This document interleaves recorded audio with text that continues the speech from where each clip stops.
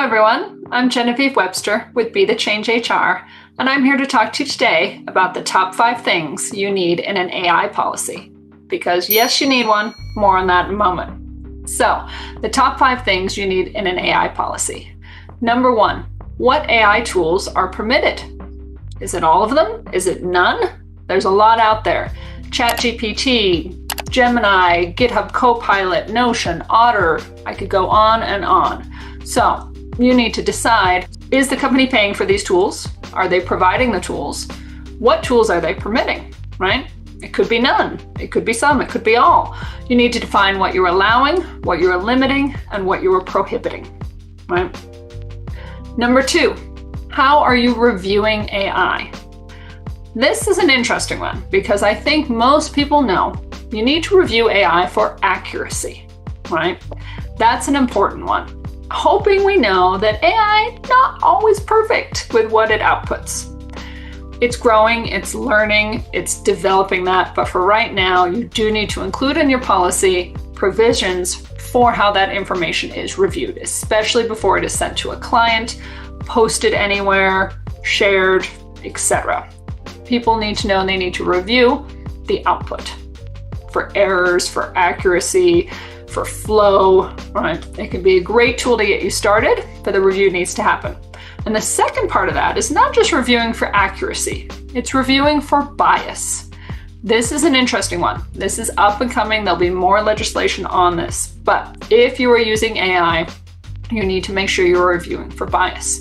For example, if you're using it as a recruiting tool, how are you screening those candidates? That information that's coming to you, how are you making sure your hiring practices are not biased? We're seeing a lot of, I'm using this tool, it is on the tool to make sure that the tool is not biased. Yes, that's true. There is some ownership there, if you will. But what we're hearing, what we're seeing is that more and more there could be ownership on the company as well to make sure their hiring practices in this example are not biased. So review for accuracy and review for bias. Number 3, and this is a big one. What are the expectations on confidential company information? How are there any limitations on inputting sensitive company data, proprietary information, intellectual property?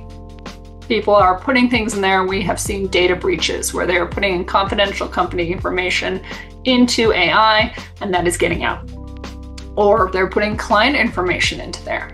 They're trying to use it to help, again, write proposals, write emails, streamline, create templates, and they're putting in information that they should not realizing even now how much of that can be gotten to is public domain, is things that a person can get into, is data that is out there.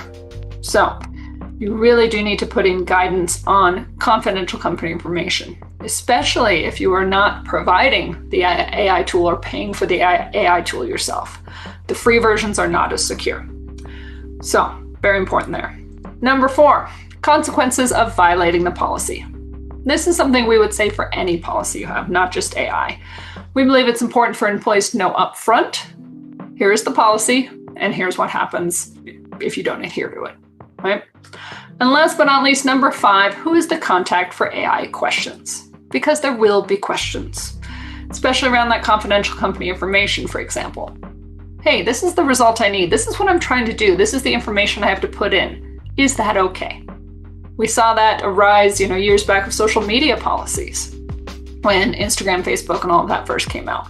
Hey, what can you say on there? If you say, I'm an employee of XYZ company, and you go and say something you shouldn't, right? What does that look like? So we had social media policies.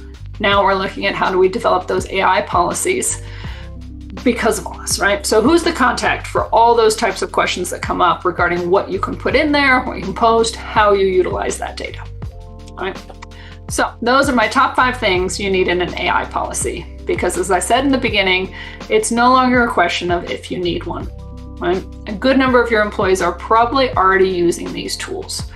They're ChatGPTing their emails, they're streamlining processes, they're using it to, help reduce their workload, for example. So they're probably doing it already. And if you don't have protections in place, your company is at risk.